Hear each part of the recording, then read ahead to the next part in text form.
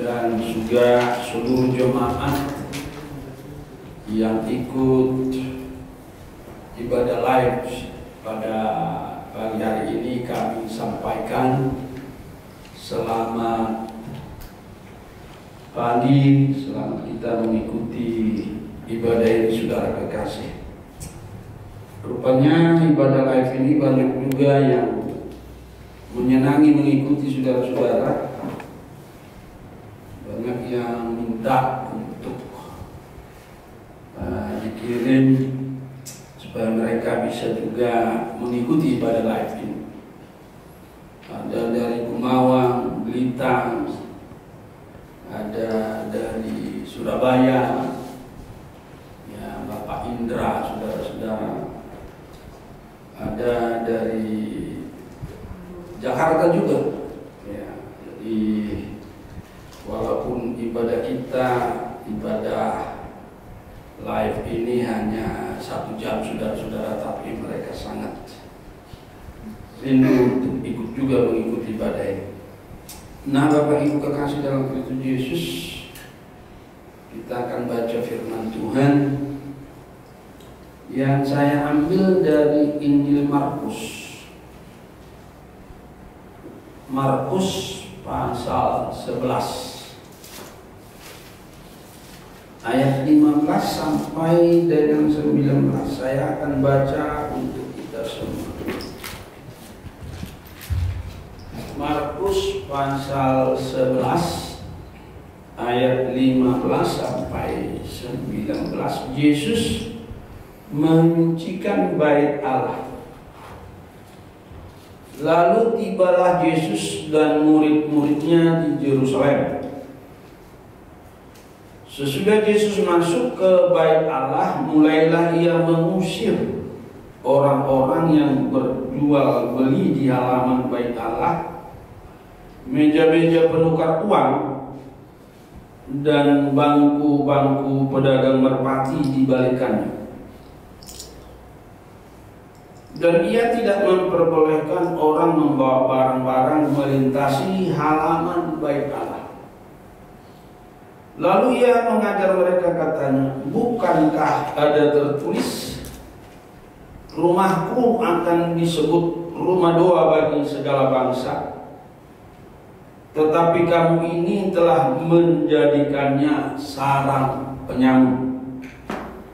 Imam-imam kepala dan ahli-ahli Taurat mendengarkan tentang peristiwa itu, dan mereka berusaha untuk membinasakan dia, sebab mereka takut kepadanya, melihat seluruh orang banyak takjub akan pengajarannya.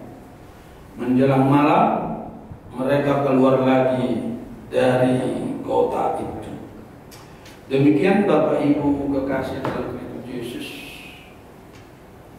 pembacaan firman Tuhan pada pagi hari ini, dan saya beri tema rumah doa bagi segala bangsa.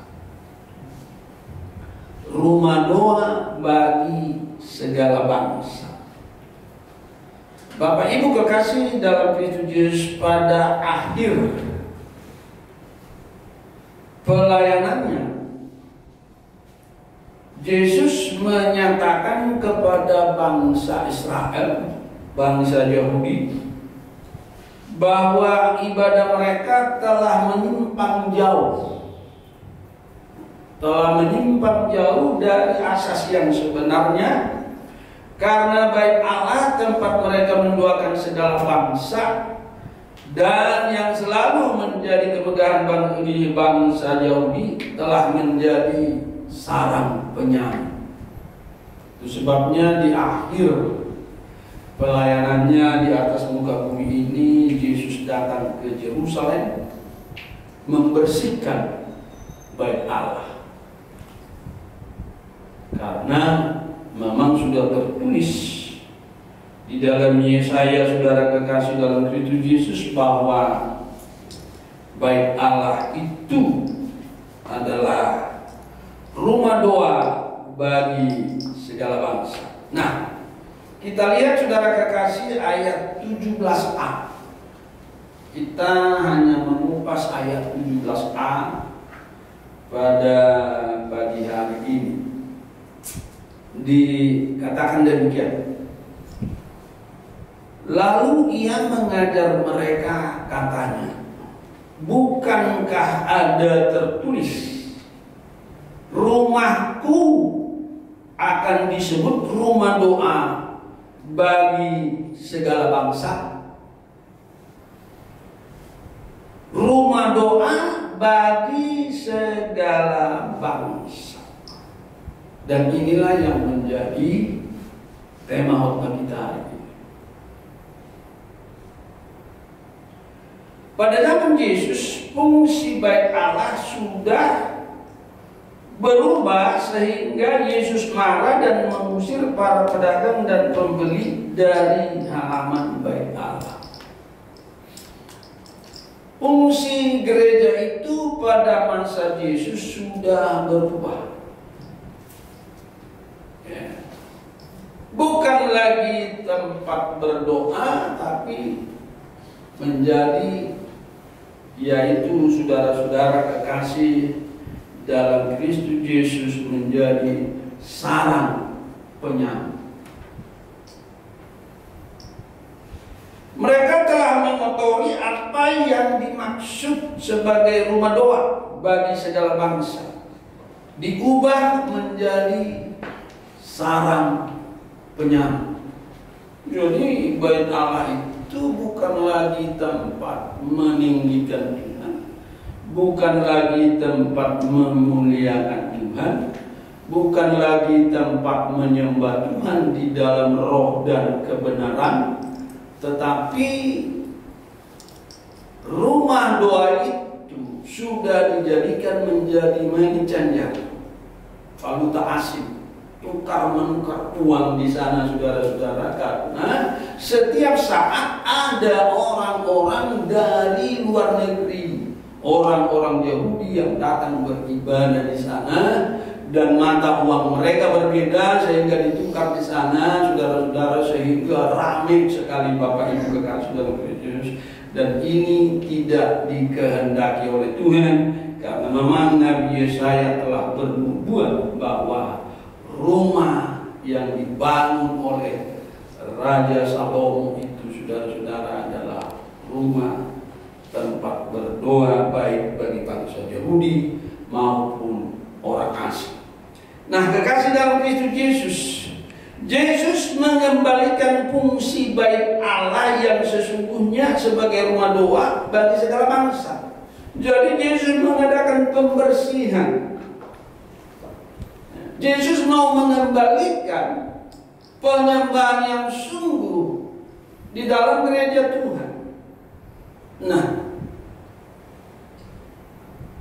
saya bertanya di dalam hati, apa hubungannya dengan kondisi gereja kita saat ini, saudara-saudara?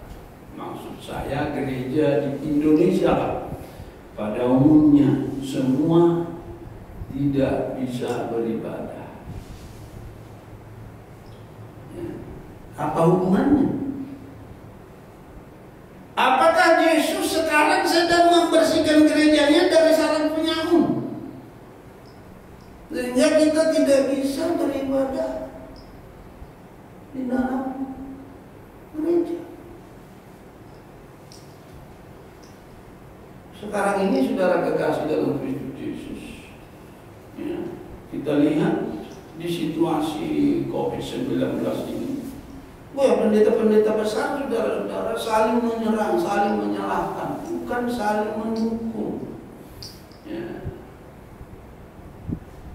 Adalah yang nabi palsu lah, ada yang penginjil palsu lah, ya, mengkopi lah, ya, mengkopi perkataan Yesus dan sebagainya dan seterusnya, saudara kekasih. Oh, rame, saling sanggah, saling membela, saling memperbaiki. Oh, saudara kekasih dalam Kristus Yesus, sehingga kita bingung, saudara kekasih dalam Kristus Yesus.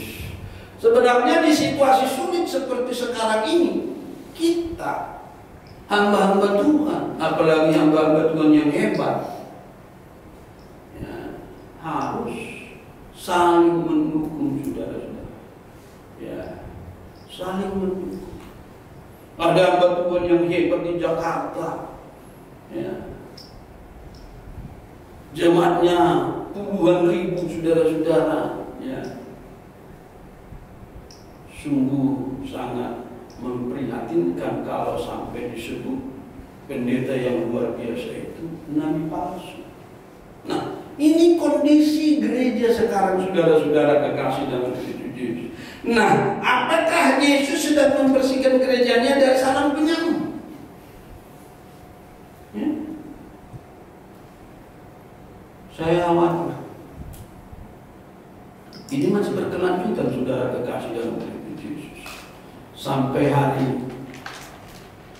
Raya Idul Fitri. Kita malu bisa, saudara-saudara. Sampai hari Raya Idul Fitri kita belum bisa beribadah di gereja. Ya, jadi kita live streaming, saudara-saudara kekasih dalam Kristus Yesus. Saya sudah 2 minggu di rumah terus, saudara-saudara. Ya, di rumah terus rupanya tidak enak juga. Badan jadi ngilu-ngilu, saudara-saudara, karena banyak tidur. Jadi badan saya jadi ngilu-ngilu, saudara-saudara. Ya? Sampai kapan kita seperti ini, saudara-saudara?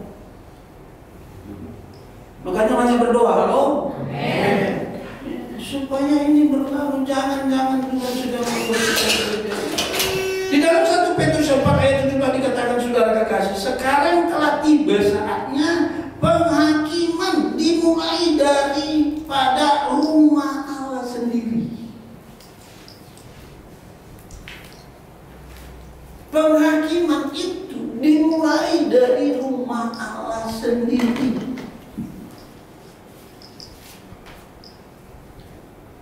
Ya.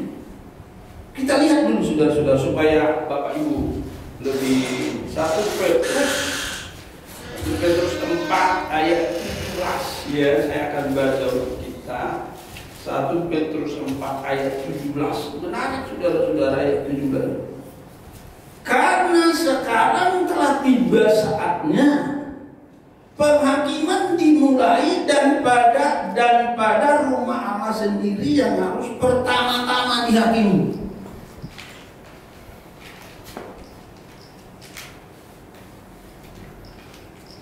Dan jika penghakiman itu dimulai pada kita, bagaimanakah kesudahannya dengan mereka yang tidak percaya pada Injil Allah?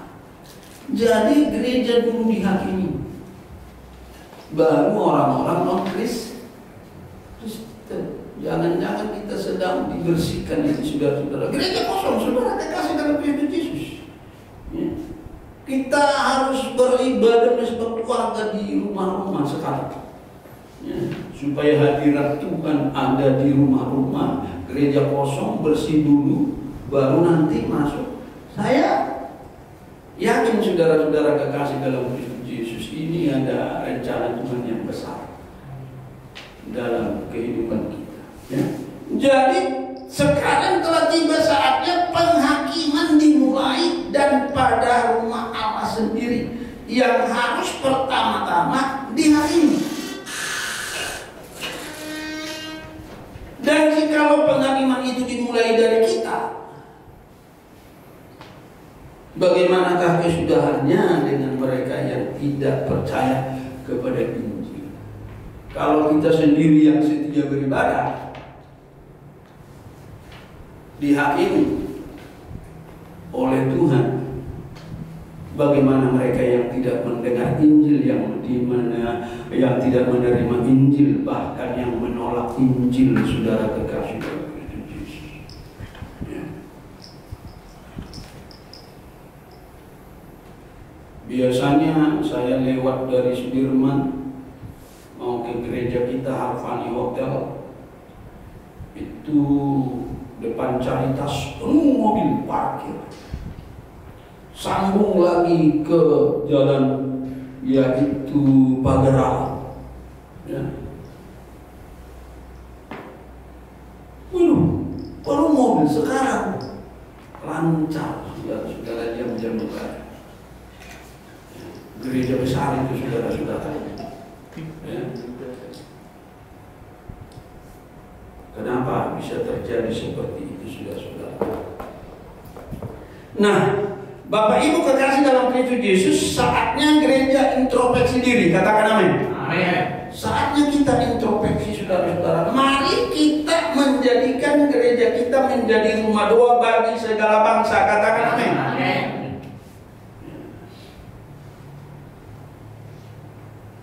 Dengan terjadinya